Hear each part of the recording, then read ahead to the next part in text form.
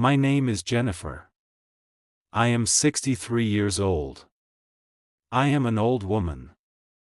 I live alone in my small house. My husband left me a long time ago. I have only one son. His name is Robin. Robin was very little when my husband left us. I don't think Robin even remembers him. He does not want to talk about his father. My life has not been simple. After my husband left, I had no money, no job, no place to live. I had to earn money and also take care of my son. I worked 2 jobs to earn money to pay rent, buy food, and pay bills. Being a single mother was a difficult job. I worked hard every day. I gave up many things for my son. I gave up my own dreams so he could follow his. I wanted to give Robin a good life. I wanted him to have everything he needed. I wanted my son to be happy. I believed he would always stay by my side, no matter what happened in life. But everything changed when Robin turned 25. He met a woman named Amelia. He was so happy when he told me about her. One Sunday, he brought her to my house for dinner. At first, she seemed very nice. She told me I had a beautiful home. She said my cooking was wonderful. But when I looked into her eyes, I knew that something was wrong. I did not see honesty in Amelia's eyes. But I said nothing. I wanted Robin to be happy, so I smiled back at her. After that first meeting, Amelia began to change my son. She was very clever. She never said bad things about me directly. Instead, she gave small suggestions to Robin. Amelia told Robin that his clothes were old. She said he should try expensive restaurants instead of eating my food every week. She talked about her modern friends, and soon Robin did not have time for his old friends anymore. He started to talk like her and act like her friends. He was becoming a different person, someone I did not know. He was not my Robin anymore. Robin stopped visiting me on the weekends. Our Sunday dinners became a memory. At first, he made excuses. He said he was busy with work or he was tired. Then the excuses stopped. He just did not come. His phone calls became shorter, and he always seemed busy. "I have to go, Mother," he said. I missed his voice. I missed my son. My house felt quiet and empty without him. One day, I couldn't stay silent anymore. I knew I had to speak to Robin. So I called him. I said, "Robin, my son, I am worried about you. You seem different." I tried to tell him about my feelings for Amelia, but he did not listen. He became angry. "You are just jealous, Mother," he said. "You don't want me to be happy with someone else." My heart broke. His words hurt me more than anything. He did not understand that I only wanted to protect him.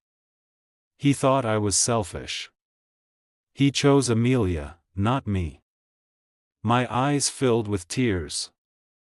A stranger was stealing my son, and I could not do anything to stop it. One evening, I could not stay at home anymore. I missed my son very much. It had been many weeks since his last phone call. I needed to see him. I needed to know what was wrong. Maybe if I could just talk to him, I could make everything right again. I took a bus and went to the apartment where my son now lived. My hands were shaking as I pushed the button for the elevator. I went up to the 4th floor. I found the door with the number 22. This was it. This was Robin's new home. I stood there for a moment. My heart was beating very fast. I took a deep breath and knocked on the door. I prayed that Robin would open the door, but Robin did not open the door. Amelia did. She looked at me with cold eyes. There was no smile on her face.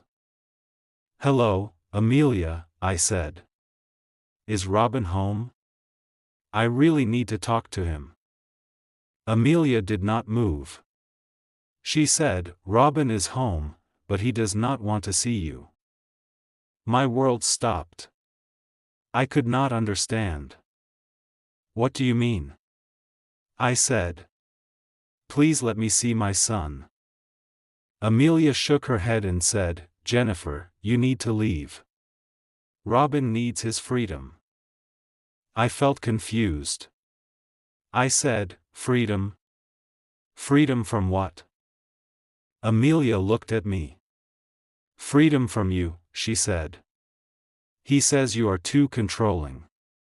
He says you try to live his life for him. He wants to make his own choices now." Tears filled my eyes.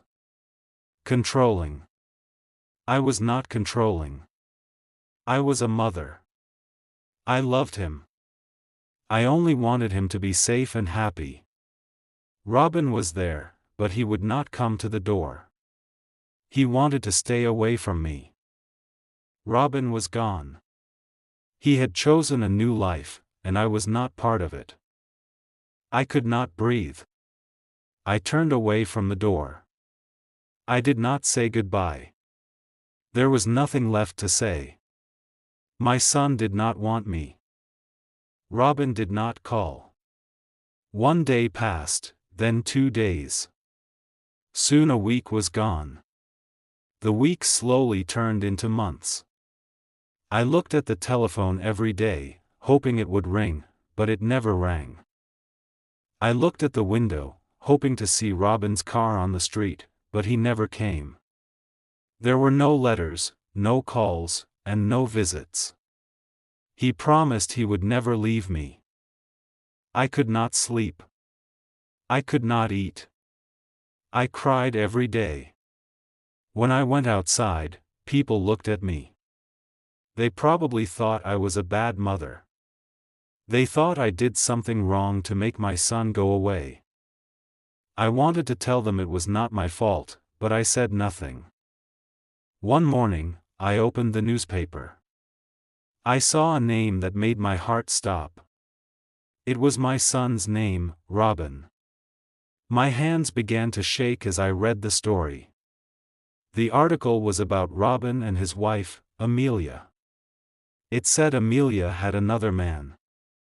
The other man was Robin's best friend. I could not believe what I was reading. My poor son was all alone. I wanted to help him. I am his mother. I wanted to run to his house and hug him. I wanted to tell him that I was there for him.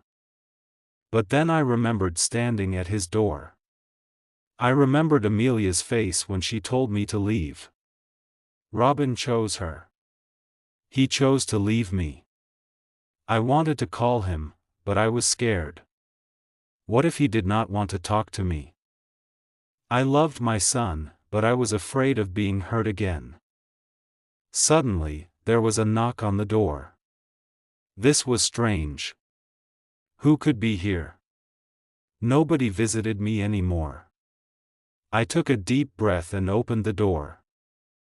It was Robin, my son. He looked so different. His face was pale. His eyes were red. He did not look like the man who left me 5 years ago. His eyes were full of tears. "Mother," he cried. "Mother, I'm so sorry. I'm so sorry." My heart stopped. I put my arms around him and hugged him. He was not the man who broke my heart. He was just my son, and he was home. My son is finally home. Robin lives with me again in our old house. Now I hear his voice every day. I do not cry at night anymore. I sleep peacefully because I know Robin is safe in the next room. Some people ask me if I am still angry. They ask how I can forgive him so easily. They do not understand a mother's heart. When I look at Robin, nothing is more important than having him back.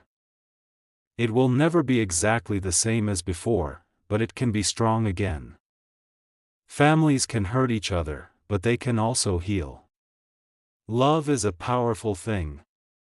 It can fix what was broken and bring back what was lost. If you liked this story, please like, comment, share, and subscribe.